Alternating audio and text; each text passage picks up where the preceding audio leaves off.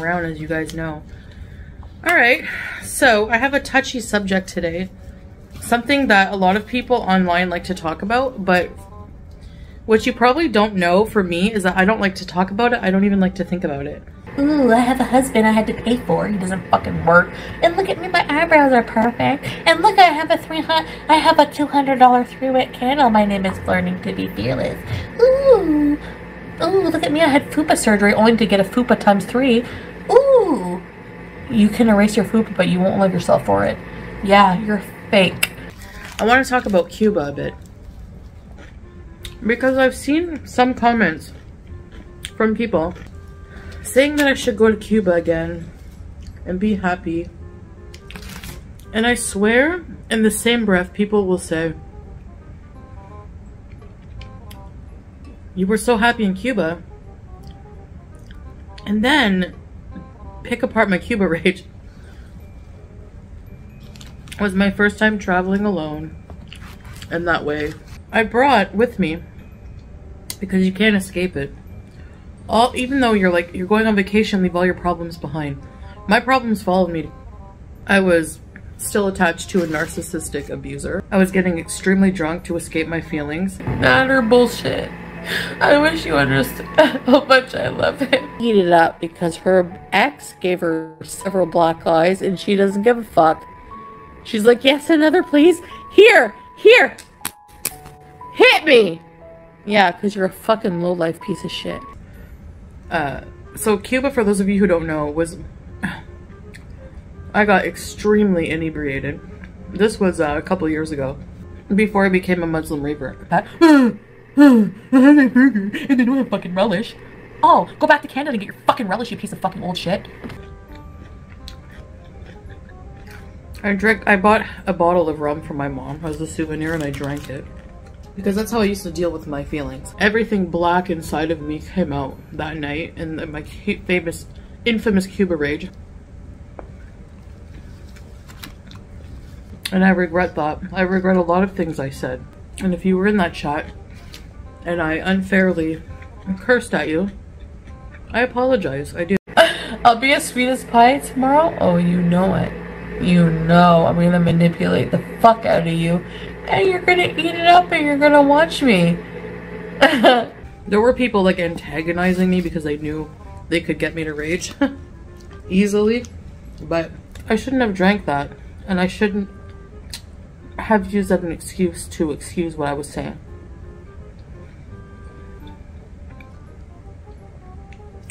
You know, I felt used and abused, and I felt used in Cuba as well. I allowed that to happen. It's like I just wanted to please others as if some form of self-validation, you know? I had little self-respect. And I didn't heal much. I was lonely. That's why I live streamed like the whole time. When I went off of my live stream, I was left with myself and my thoughts and my loneliness and the level of unhappiness I felt. I didn't even realize until I, you know, have some time to reflect. Sometimes I still get lonely, but it's more like if I feel like I'm going through something or experiencing emotions nobody I feel like can understand, or if Salah's sleeping and I'm like awake, why I'm not excited to go back to Canada. Because I feel like everywhere I go, everything I do will just be memories of before I came here. This woman eats pussy. There's like too much past trauma, which is unfortunate because my family's there. I don't know, I get triggered. I get really bad flashback vibes. Meanwhile, she went to visit her mother at the fucking old age home and he fucked me so hard while you're at your mom's house in your fucking bed on your purple mattress that you paid $4,000 for. Yeah, that's why you had to wash your sheets, because they were soaking wet because you're a fucking loser. When I see any alcohol, so maybe that's why I also like to be here, because alcohol is prohibited. Any intoxicants are pretty much prohibited, you know, drugs, alcohol.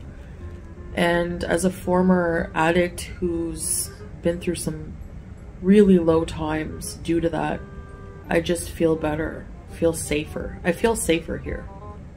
Ironically, a lot of you think that I'm in danger, but Kuwait's actually a really safe country, knock on wood. I don't have much energy, you know, and I feel like just getting up there in age, lack of exercise, proper exercise routine, eating food that's not the best for energy level. Some of the negative things I've gone through in Cuba really just outweighed for me the positive, and I really wish it wasn't that way. It wasn't fun at all. It was very hard, very traumatic, and I'm still processing a lot of that, not in the healthiest way. Being here, being with someone who's super loving and supportive, staying away from drugs and alcohol is actually really helping.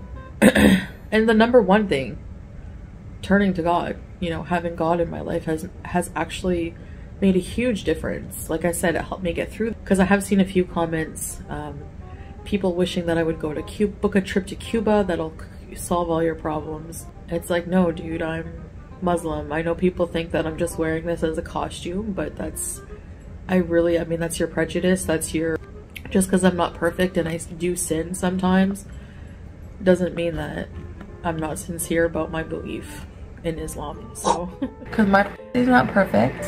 If I don't wash it, it smells like fucking barracuda. Do I like fish? Not really. I'm not much of a seafood person. Alright?